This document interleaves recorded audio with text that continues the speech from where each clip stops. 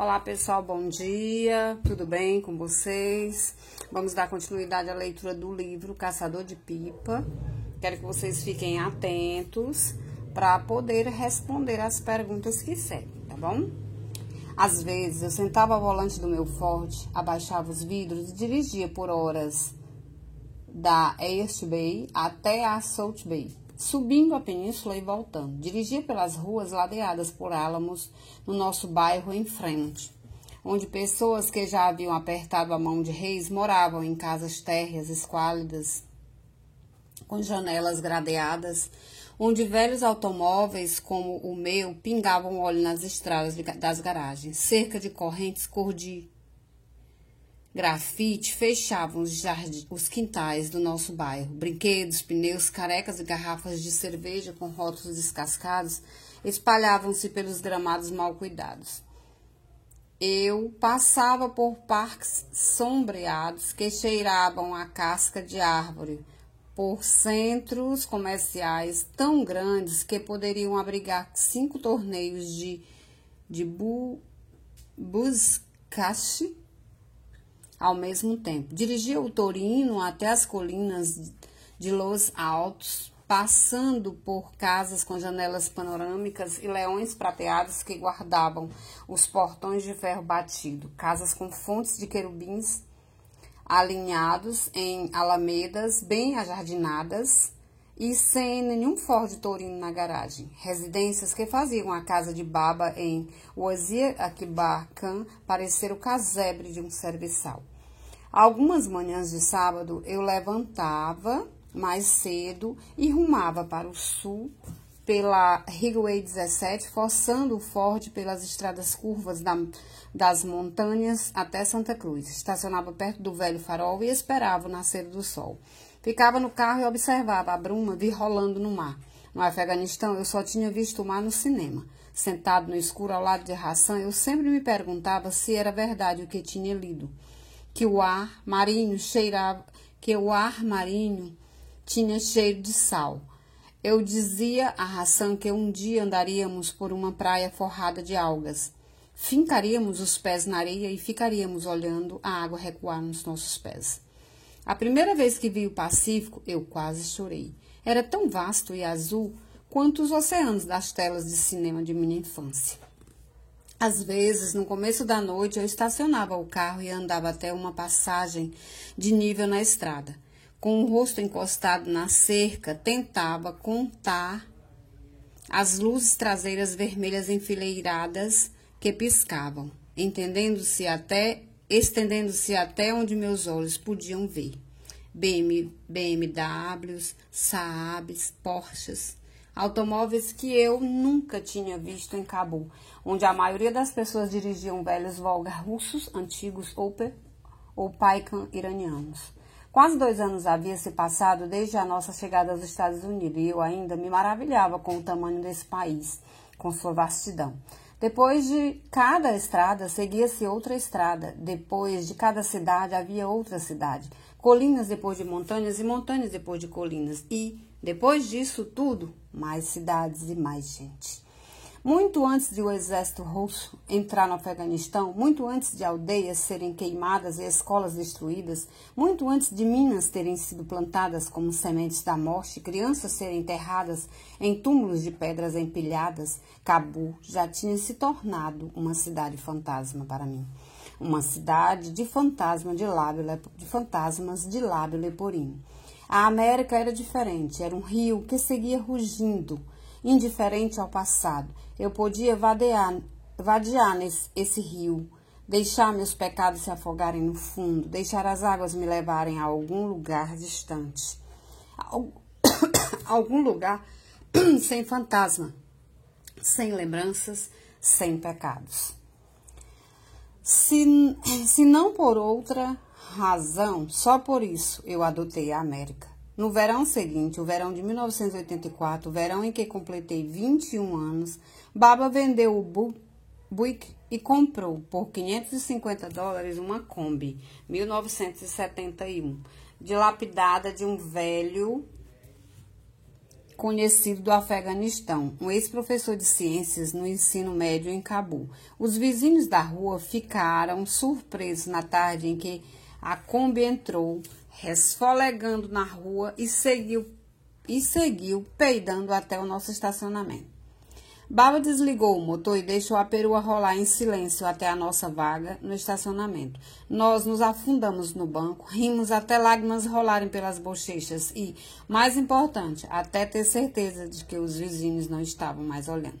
A perua era uma triste carcaça de metal enferrujado, com vidros quebrados, substituídos por sacos de lixo preto, pneus carecas e a tapeçaria reduzida a molas salientes, mas o velho professor havia garantido a Baba que o motor e a transmissão estavam bons.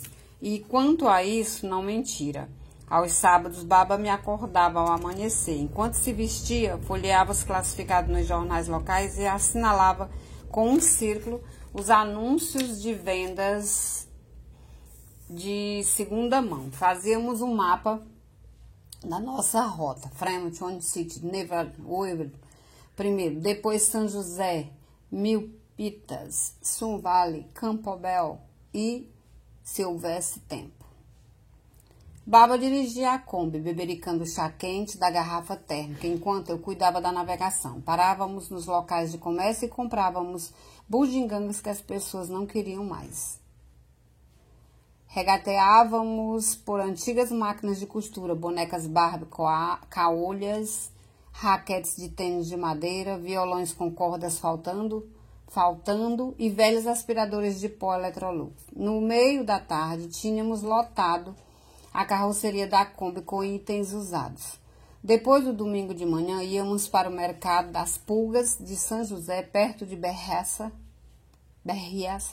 Alugávamos um ponto e vendíamos a sucata com um pequeno lucro. Um disco do Chicago que tínhamos comprado por 25 cents um dia antes saía por $1 ou $4 por uma coleção de 5. Uma velha máquina de costura Singer comprada por $10 podia sair, depois de muito regateio, por uns $25. Naquele verão, famílias afegãs ocupavam toda uma seção do mercado das pulgas em São José. Música afegã soava pelos corredores da seção de artigos usados. Havia um código de comportamento implícito entre afegãos no mercado das pulgas. Você cumprimentava o sujeito que passava pelo corredor, convidava-o para uma porção de batata bolani ou um pouco de cabule e conversava, oferecia tassale, condolências pela morte de pai ou mãe, congratulava pelo nascimento de um filho, meneava a cabeça com pesar quando a conversa enveredava para o Afeganistão e os Rous, o que inevitavelmente acontecia.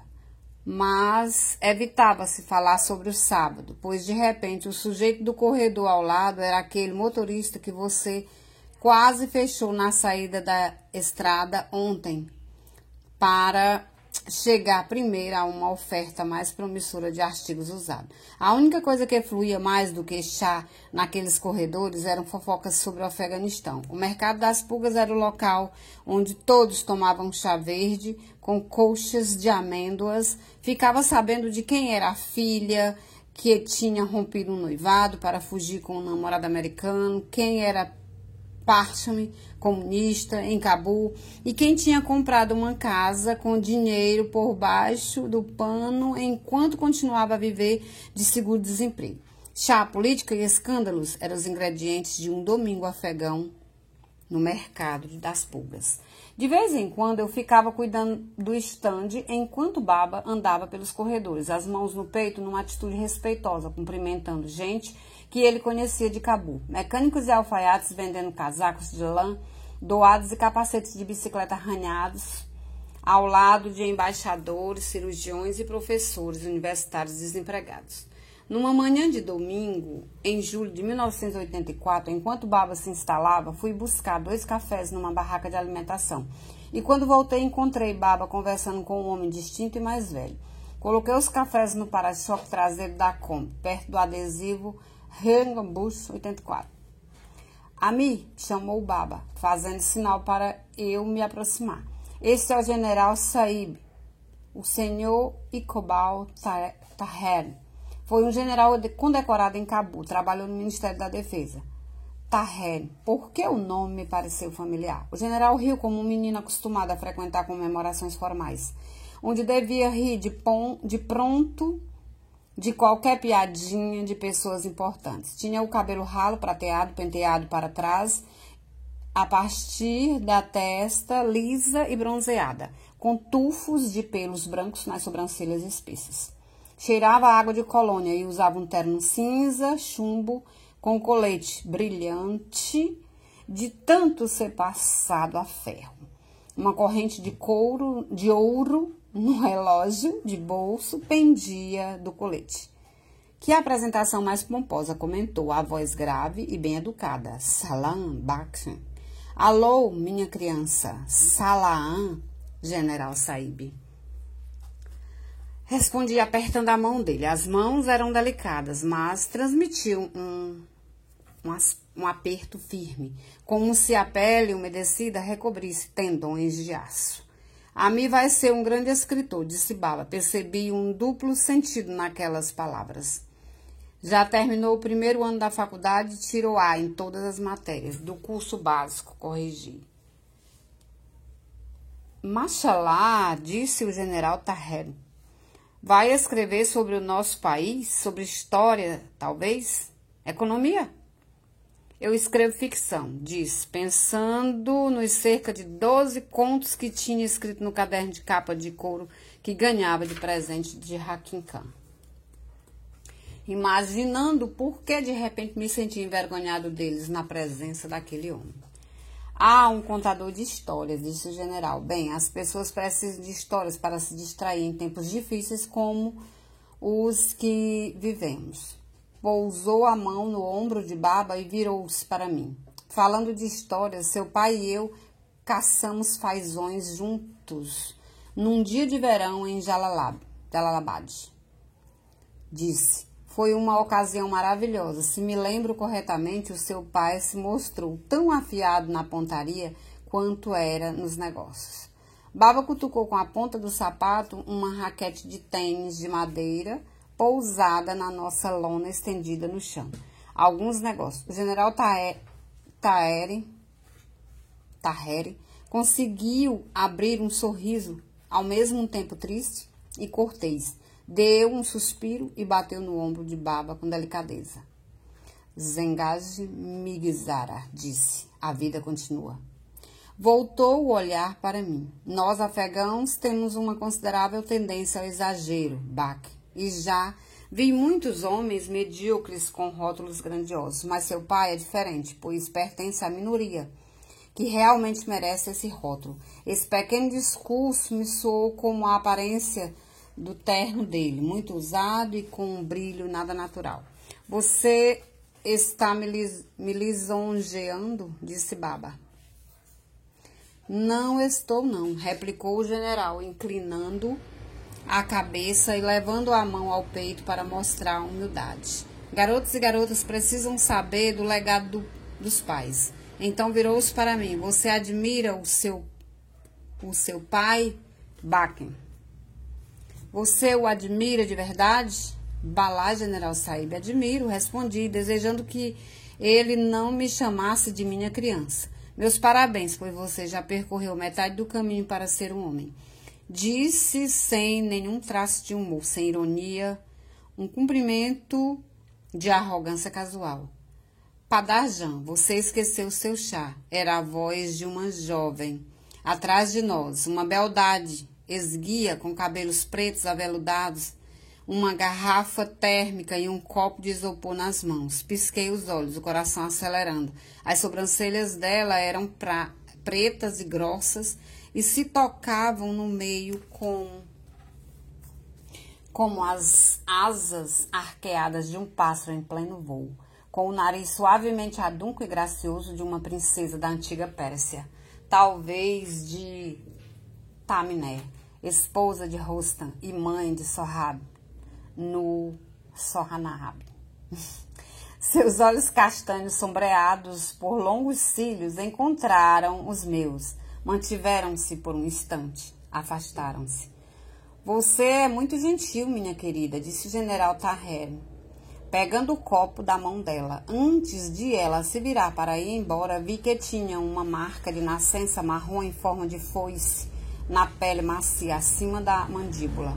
Andou até uma caminhonete cinza opaca a 2 barraquinhas de distância e guardou a garrafa térmica. O cabelo pendeu para um lado quando ela ajoelhou entre caixas de disco e livros de bolso. Minha filha, Soraya Chan, disse o general Tahir. Suspirou fundo, como um homem ansioso para mudar de assunto, e consultou seu relógio de bolso de ouro. Bem, está na hora de arrumar as coisas. O general e Baba se beijaram no rosto e ele pegou minha mão entre as dele. Boa sorte com seus escritos, disse, olhando para os meus olhos. Seus olhos azul claros não revelaram nada de pensamentos ocultos. Durante o resto daquele dia, lutei contra meus impulsos de olhar na direção da caminhonete cinza. Quando voltava para casa, me ocorreu Tahir. Eu sabia que já tinha ouvido aquele nome.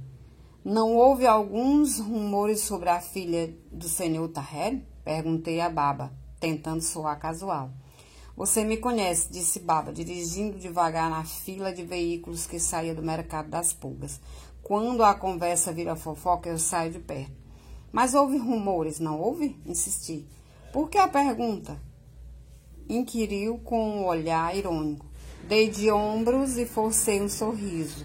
Só por curiosidade, Baba. É mesmo? Só isso? Perguntou, os olhos zombeteiros, fixos nos meus. Ela chamou a sua atenção? Revirei os olhos. Baba, por favor.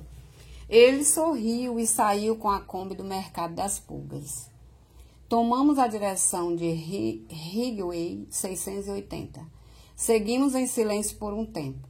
Só o que ouvi falar foi que houve um homem e as coisas não foram bem, disse isso com gravidade, como se estivesse me contando que ela tinha um câncer no seio. Ah, ouvi dizer que é uma moça decente, trabalhadora e gentil, mas nenhum cáscara. Nenhum pretendente bateu na porta do general depois disso. Baba deu um suspiro. Pode ser injusto a mim, mas o que acontece em poucos dias, às vezes num único dia, pode mudar o curso de toda uma vida, disse. Até parece que o Baba estava adivinhando, né, o que passava-se na cabeça de Ami em relação a Hassan. Naquela noite, deitado na cama, ainda acordado, pensei na marca em forma de foice de Soraya Tahir. Em seu nariz levemente adunco, na maneira como seus olhos brilhantes encontraram os meus por um instante. Meu coração rateava ao pensar nela, Soraya Tahir, minha princesa do mercado das pulgas. Até mais, pessoal. Até a próxima semana, tá? Vamos prestar bastante atenção. Vocês têm que ouvir a leitura para poder responder as perguntas, ok? Então, escutem com atenção, depois de um bom banho, né? Ou mesmo agora, na hora da aula, ou pode deixar para mais tarde, depois de um lanche. Vocês podem ficar à vontade para responder, tá bom? Contanto que vocês têm que visualizar a leitura para poder responder. Tchau, beijo, fiquem com Deus.